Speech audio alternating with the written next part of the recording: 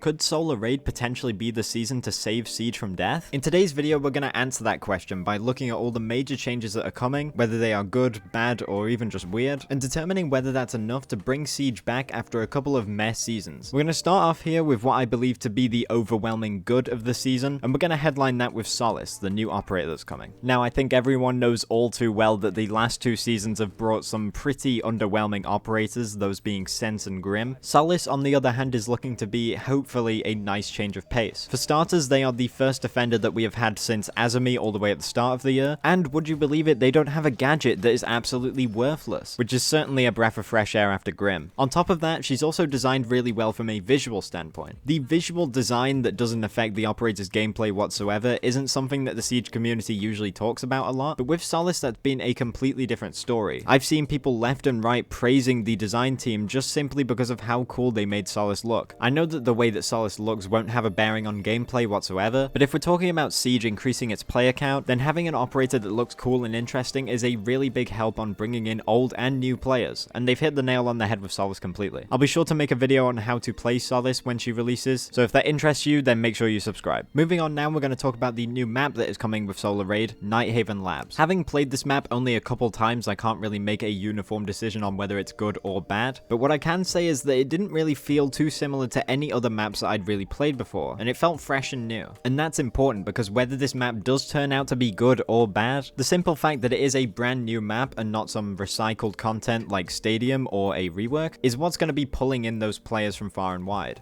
New maps for a lot of people are even more exciting than the new operators coming, and so it's great to see one coming in this season where Siege definitely needs all the help it can get. And on top of that, you won't be able to ban it. Whether you think that's a good change or a bad change honestly says quite a bit about the player that you are, but we won't get into that here since I don't think it has really much of a gauge on whether Siege will live or die. Next up is another addition to the reputation system. This reputation system has been running in the background of Siege for quite a few seasons now, but with this coming season we will finally be able to see a visual representation of this reputation system. Overall, I think this is a positive change coming to the game. I don't see anyone who would say that this is a negative change, but at the same time I don't think it's something that a lot of people are too concerned with, and so it is only a small change that's coming. But in contrast to that, we have quite possibly one of the biggest changes coming this season, which is crossplay and cross progression finally being implemented. The ability to play with people no matter which family of consoles they play on is something that I know a ton of console players have been excited for since the moment it was announced about a year and a half ago now. On top of that, the ability to merge all of your cosmetics no matter which platform you've played on in the past is a change that I know myself and many of my friends are incredibly excited for. It's even got some of them back into the game after having not played for years. This feature was originally supposed to release in the first half of 2022, but it was delayed of course until this season, but now it's finally coming and we can start getting excited for these features. In case you're wondering how to merge the different platforms that you've played on, then I have a YouTube short that I published earlier this week that should help you out with that. Of course, if you are unsure about certain things, then please do check Ubisoft's support page before you do anything that could end up being permanent. Another good change is the evolution of the Battle Pass, in that now it is no longer one singular linear track and is instead structured around many different paths which you can pick and choose from. This is a great change for people who don't often complete the Battle Pass, because now it means that you're going to be able to pick and choose which items you get first. I have heard some people saying that it is a bit of an overcomplication, but overall I don't think it's that big of a deal considering that most games do this now anyway. Another change that we can briefly mention is the update that's coming to the game's anti-cheat. Now we don't actually have a lot to go off for this change, since Ubisoft rightfully didn't reveal too much about it, but apparently there is a big update coming to the game's anti-cheat, and the devs are confident that it'll help remedy the current cheating situation in Siege. Now there are some other smaller changes that I'm not going to talk about that are coming to the game, such as the shooting range update and the update to the accessibility, but now we're going to move on to talking about some of the changes that aren't so great. Now these changes are by no means objectively bad, it's just the reception to them by the community hasn't been as good as the other ones that I've talked about. Fortunately there aren't too many to go through, but the first we're going to mention is Rank 2.0. This overhaul to the rank system is something that people have been hopeful for a very long time, and now that it's finally here, the reaction has been very mixed. I put out 2 videos relating to how Rank 2.0 is going to function, and I would say that the majority of comments across both of those videos were negative reactions. As for how this system actually plays out in game, we'll just have to wait and see, but the initial reaction from a lot of the community has been overwhelmingly negative. Thankfully, Rank 2.0 is bringing some good changes with it too, such as the rewards that you get for every single rank. The next change we're going to talk about is the changes coming to operator speed. The ADS movement speed of every operator in the game is going down to what it would be if they were a 1 speed. This means that when aiming down sights, every operator will move at the exact same speed, and Ubisoft has done this to hopefully make gunfights a little more fair. I can see their reasoning behind this, and when I played it on the test server I hardly even noticed, but the general consensus from the community is that they want the game to speed up and not slow down. So naturally this change wasn't so welcome, and neither were some of the changes that are also coming to individual operators. Ubisoft have changed the speed of a lot of operators in this patch, and some of them actually aren't too bad, such as Zero, Dockerby, and Sens becoming 3 speeds, and Osa becoming a 1 speed. These changes make sense for the operators, and so the community hasn't taken too much issue with these ones in particular, but changes such as Sledge, Mute, and Thatcher all becoming 1 speeds has really been received poorly by the community. The same thing goes for Aruni, Melusi, and Zofia, who are also becoming 1 speeds with this patch. In comparison to the first few changes we mentioned, these ones really don't make a lot of sense, and have likely just been done to reduce the pick rate of these operators, and so as you would expect, people are very angry at this. But thankfully, outside of these speed changes and potentially rank 2.0, there really isn't a lot to complain about with this season. Solar Raid is shaping up to be not only one of the biggest seasons we've had in a while, but also one of the best. It's delivering so many good, long-awaited changes that I truly do believe that it could be the season to push Siege back on track. I personally think the pros far outweigh the cons that are coming with this season, but of course that is just my takeaway, and I'd love to hear what you think about some of the features that we've covered in this video down in the comments below. But that is just about gonna do it for this video. If you did end up enjoying it, then a like, comment, subscribe, all of that would be very much appreciated. Thank you all for watching, and I'll see you in the next one.